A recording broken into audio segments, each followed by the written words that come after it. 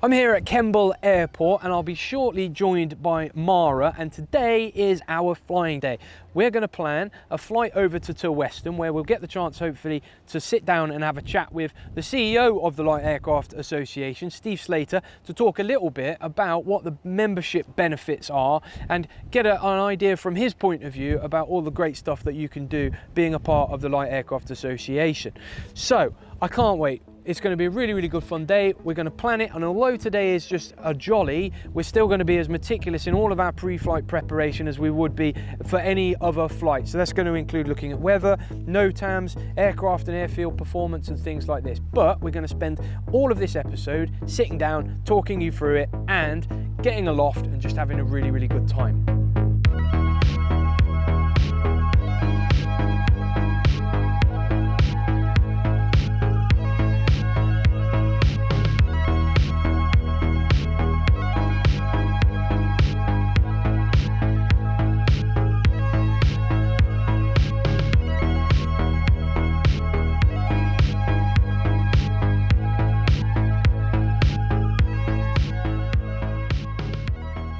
So me and Mara sat down here with our iPad or our desktop computer or whatever, because it's all digital these days, and what we've got here is SkyDemon. So the first part of our pre-flight preparation is that we're going to check our route, and having this application here gives us the ability to check things like notice to airmen, weather, the route that we'll take, airspace, and all these bits and bobs. So the first thing that we're going to do is we're going to plan out our route.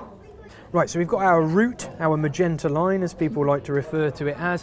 What's the next thing we're going to check, Mara? We're going to check any hazards along the route.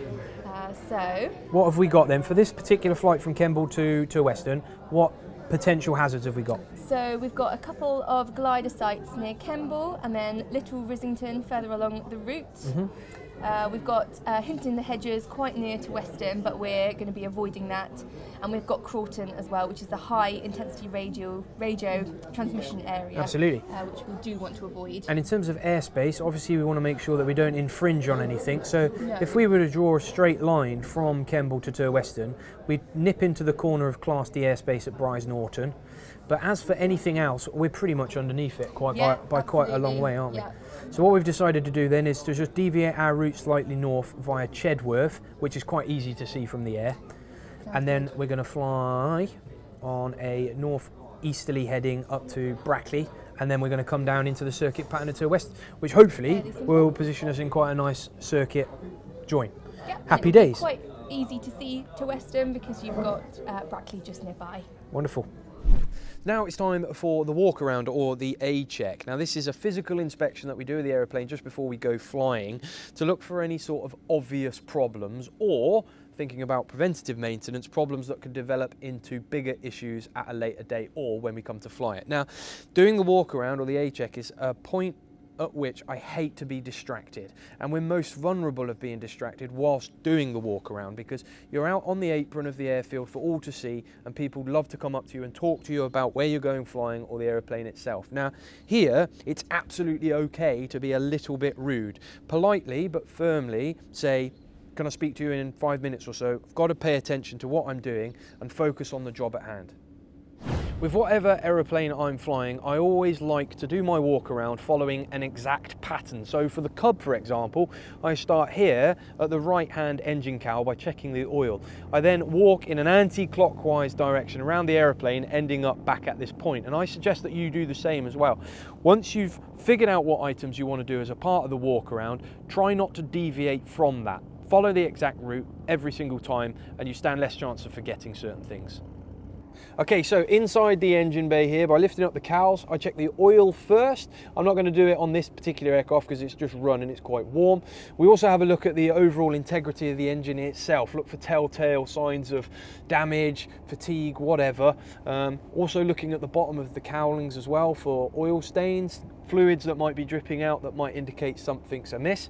So from the cowl round to the front of the aircraft, looking at the propeller here, depending on whether or not you've got a metal or a wooden propeller, we're looking for things like dents, dings, chips in the leading edge. Also, with wooden propellers, look for cracks, shakes, things like that. Anything that looks different to what you noticed last time, or anything that you're slightly suspicious of, don't feel afraid to question it.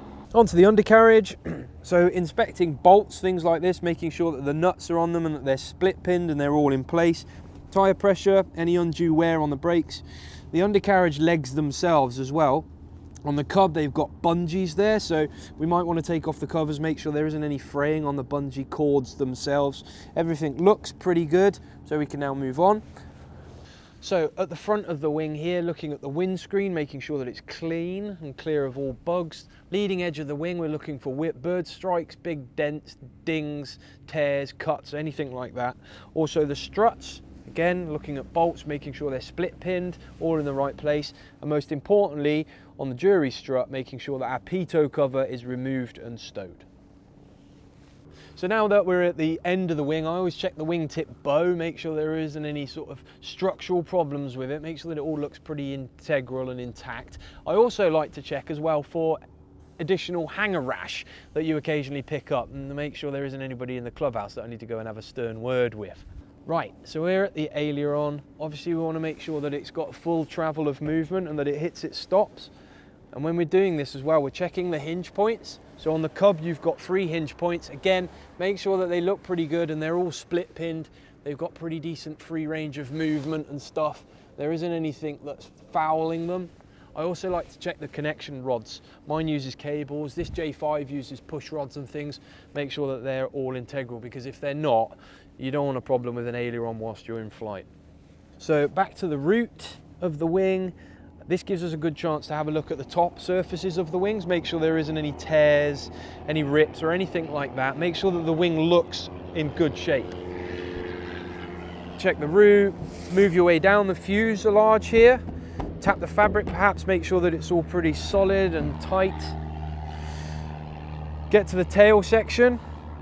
So make sure that the tail jack, the screw jack assembly is all nice and tight. So we move the tail plane up and down, make sure there isn't any undue movement or excessive movement in there. It seems pretty good to me. Visually inspect it as well to make sure that the jack looks good, there isn't any nuts or bolts that have come adrift, and that the cowling and inspection panels are all in place. Rigging wires should be sufficiently tight. Come to the end of the tail plane itself, and again try to move it up and down like that to see if there's any lateral movement in it. Doesn't seem to be, which is good. So then we get to the elevator ourselves, move it up and down to make sure that it moves through a full range of movement but also stops on the stops. So at the rudder, again, it's a control surface, so we move it through its full range of movement to make sure that we've got authority and that it also stops on the stops. Down here as well, checking the control cables to make sure that they're cross-wired, security wired, and everything looks great. Checking the tail wheel too, the springs, the actual connection to the rudder itself, the wheel, the bearings, looking out for loose nuts, things like that, all looks pretty good.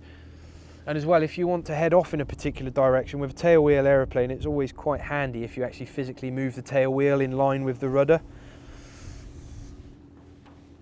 Okay, so we finished the tail section. Really great opportunity to inspect the upper surfaces of the wings and down the fuselage side here on the right hand side. And now we're on the right hand wing. Again, we're just duplicating all of the inspection points that we gave for the left hand wing. So the lift struts, bolts, nuts, split pins, locking pins, any bends or things in the struts themselves. Checking the ailerons are full and free of movement, and the hinging points. I always like to give the wing a good shake like this. Make sure that the aircraft's structurally sound and quite strong. Okay, so from the wingtip bow down the leading edge of the wing, again looking for sort of bird strike damage, anything that might have happened to it whilst it's been in the hangar over the week or so, or however long it's been since we last flew it. To the tyres, right hand undercarriage legs, and we're back to our start point. That's the walk around and the A-check done. Okay, so we've done our walk around, we are almost ready to go. One quick look inside the cockpit to make sure that we've got everything that we need, including documents that you have to legally carry on the aircraft, a chart, and also a good headset. I've got my Bose headset here because, of course, if we lose communications, it's going to be a big problem.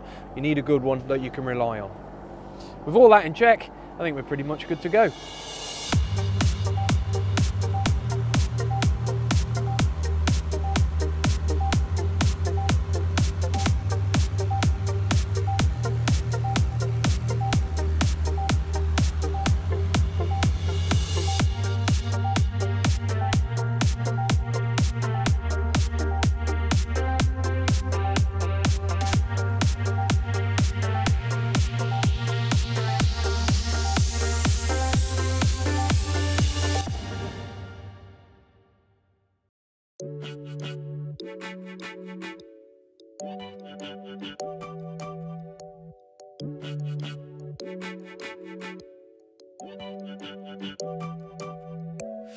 So Steve, being a member of the LAA, what's the advantages?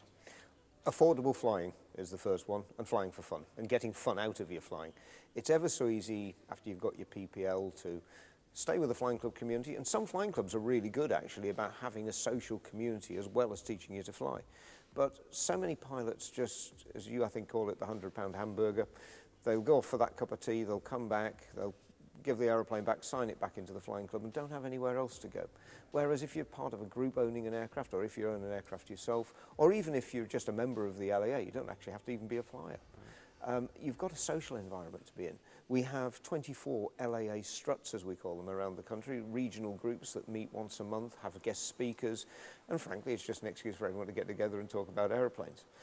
And the other really important thing is pilot coaching. It's ever so easy to go off, be a PPL, maybe once every 2 years you've got your biannual flight for an hour with an instructor. It's the only feedback you're going to get if bad habits are sneaking in, or also you want to expand what you're doing. No pilot in their right mind that's been flying off a large airport will go suddenly into a 400-metre grass strip with trees at the end. But if you do a pilot coaching course and you do a grass strip training course or do a farm strip flying course, that all helps your confidence and your ability to go and handle those situations. So it's the safety in numbers principle, isn't it, really? The more of you that there are helping each other out, the safer it is that you can become as a pilot, because many of the members fly for fun. They don't fly professionally, and so therefore they don't fly as many hours as professional pilots do. Well, I'm a classic example of that. I fly for fun. I can honestly say over the last 25 years, every single flying hour I've done, I've paid for. Yeah. Sometimes I've been able to pay a little bit less, though, because I've been doing my own maintenance on my aircraft. I've been restoring vintage aircraft and flying old aeroplanes, a bit like Piper Cub that's behind us now. And for me, that's my pleasure in flying. And I've had other jobs away from before I joined the LAA as an employee. I was an LAA member for nearly 20 years. And I just flew for fun, and the LAA environment helped me to be able to do that. I couldn't have afforded to do the flying I was doing if I'd been having to do it through other means. Mm. Another of the advantages that the LAA offer is access to engineers and inspectors. How important is that? It's absolutely critical, both for safety and again for affordability. If you own an aircraft that's on a traditional certificate of airworthiness from EASA or the Civil Aviation Authority, you're probably looking at £3,000 to £4,000 a year minimum for maintenance. And if you've got anything bigger to do on the aircraft, and aircraft do get older, you could be looking at five-figure sums, and that's unaffordable for an awful lot of people that fly. If you work through the LAA system, you can do a lot of the maintenance yourself with the supervision of our 300 plus inspectors around the country. And those inspectors are more than just somebody to say, yes, it's good or it's not good. They're also people that will give you advice and act as mentors on the engineering side and tell you just how to do the job that little bit better. And the passion for most of these people is actually working around our sort of aeroplanes rather than just drawing a salary. So I've just arrived from Kemble. We've had an amazing day's flying down there and kind of signposted one of the thrills of flying. But for you, being a seasoned member of the Light Aircraft Association and now its CEO, what trips would you recommend I take? Well, for me, actually, one of my great pleasures is actually getting out of the office, dare I say it, sneaking out a little bit earlier, and going and getting my airplane out the hangar and just going off on an evening flight around about sunset, enjoying the views of the English countryside, enjoying the sunshine, or enjoying dodging around the clouds. You can go from A to A slowly in a vintage aeroplane and really enjoy yourself. But there are fantastic trips to be done. Don't be frightened of crossing the channel. Some people are put off by the paperwork or the fact that they speak French or German or whatever on the other side of the channel. Doesn't matter. You'll find you've got exactly the same enthusiasts in France, Belgium, Germany, Holland, Switzerland. They'll be just as keen to welcome you. And actually, in fact, turning up on their airfield with a British registered LAA aeroplane, you'll find you get a great welcome. So looking ahead, there's loads of sort of technological innovations that are being introduced all the time, and specifically electric aircraft. Where do you see the LAA's relationship with those types of aircraft?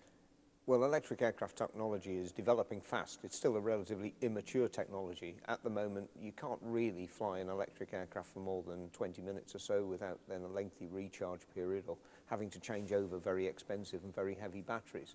But there's definitely, it's on its way. There's going to be an awful lot of development in the next decade. and we'll see aircraft that are very different to the traditional aircraft we got around us here. And the great thing about the LAA is we're actually, at one end, we have the traditional aircraft. We've got people still building wood aircraft covered in fabric with open cockpits and building them to the original drawings from the 1920s. At the other end, we've got carbon composite structures. We've got aircraft that are doing 100 miles to the gallon on petrol. And then hybrid technologies and electric technologies coming through as well. And it's not just about traditional aircraft with fixed wings. Imagine looking at the drone technology, how that's moving forward. Imagine sitting in a cockpit of something which is like a giant multicopter. And it's not fully automated, unlike some of the aerial taxis that people were talking about. You'll still have a joystick or control column. You'll be able to steer it around, go wherever you want, but you can land it in your own back garden. I, for one, I'm going to be on the list for that. You know, I think it's going to be great in the future. And the technology is still moving forward. And the great thing about the LAA is we have the heritage aircraft and vintage aircraft at one end and some of the latest state-of-the-art technologies at the other. It's a great place to be. Well, what a perfect finale to our series. I've really enjoyed my flight today. Over the last 6 episodes, we've looked into all aspects of becoming a member of the Light Aircraft Association. We've also looked in quite a lot of detail about some of the responsibilities and considerations that you need to think about when becoming an aircraft owner under the permit system. And speaking to Steve Slater as well, the future is bright with all the innovations of new technologies, but most importantly, future generations becoming enthusiastic about general aviation as a hobby and a sport. If you want any more information about becoming a member of the Light Aircraft Association, then don't forget to go on the website lightaircraftassociation.co.uk. But from me and the team, for now, see you next time.